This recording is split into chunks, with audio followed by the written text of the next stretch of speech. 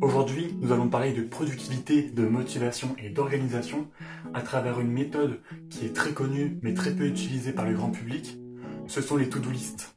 Nous allons voir pourquoi elles sont utiles, comment en créer soi-même et comment les adapter à notre quotidien. C'est parti!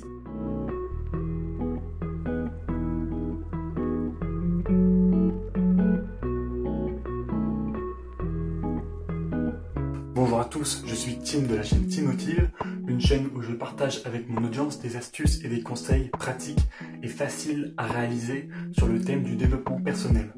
Avant de rentrer dans le vif du sujet, commençons par définir qu'est-ce qu'une to-do list. To-do list, ça provient de l'anglais et on peut le traduire en français par liste à faire. La to-do list, c'est alors une liste où on rassemble toutes les choses qu'on a à faire sur une période donnée, généralement une journée ou une semaine. Il y a plusieurs raisons qui expliquent pourquoi les to-do list sont des armes redoutables à utiliser au quotidien. Tout d'abord, en écrivant toutes les tâches que vous avez à faire sur le même support, au même endroit, et en fait au quotidien vous allez oublier beaucoup moins de choses. Je me souviens quand j'étais au collège, je notais très rarement mes devoirs dans mon agenda et je pensais que mon cerveau allait retenir tous les devoirs que me donnaient les profs. Le problème, c'est que mon cerveau ne retenait pas du tout tous les exercices à faire. Et donc j'arrivais souvent en classe en ayant oublié de faire mes exercices, avec la peur au ventre de me prendre une heure de colle par un prof. Comme un agenda, la to-do list va agir comme une mémoire externe de votre cerveau, vous permettant de ne plus oublier les tâches que vous avez à réaliser. Mais là où la to-do list dépasse l'agenda, c'est grâce à sa gestion de vos priorités. Pour faire une to-do list efficace, vous devez rassembler toutes les tâches que vous avez à réaliser dans une des 4 catégories suivantes. Urgent et important, urgent, important, pas urgent et pas important.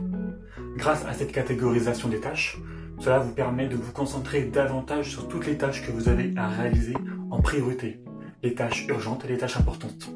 Bien évidemment, cette classification, elle est subjective à chacun, et chacun ne va pas mettre les mêmes actions à faire dans les mêmes cases.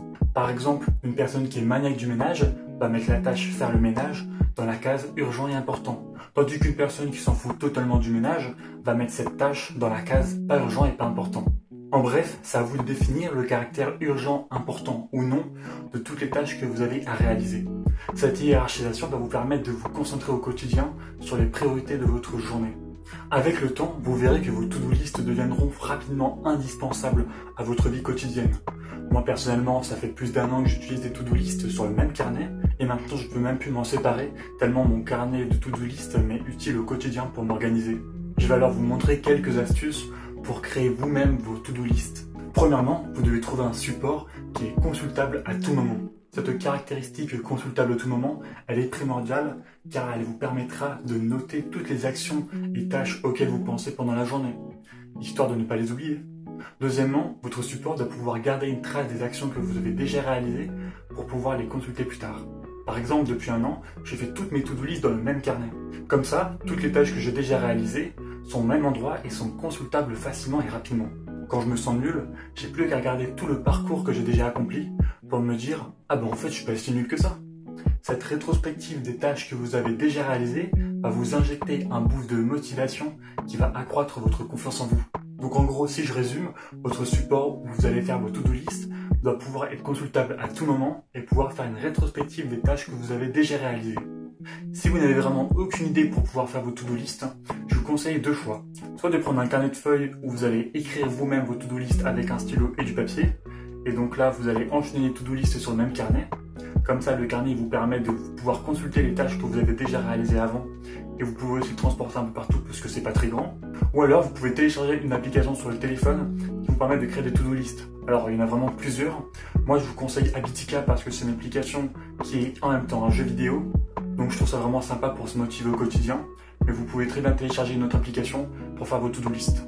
Maintenant, vous avez un support et vous savez comment classer vos tâches. Cependant, un problème persiste. Vous devez vraiment savoir faire la différence entre une tâche et un projet.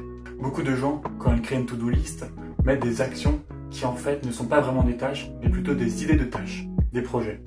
Par exemple, l'action réaliser une vidéo YouTube n'est pas du tout claire et est très vague. On ne sait pas quand elle commence, mais on ne sait pas combien de temps elle va nous prendre. En d'autres termes, cette idée de tâche ressemble plus à un projet qu'à une tâche en elle-même parce qu'en fait, on peut la diviser en plein d'autres tâches. Ce que je vous conseille, c'est de diviser vos tâches en un maximum d'autres tâches. Par exemple, la tâche réaliser une vidéo YouTube qui ressemble à un projet pourrait être divisée en plein d'autres petites tâches, comme par exemple réaliser un script, faire le tournage, faire le montage et publier la vidéo.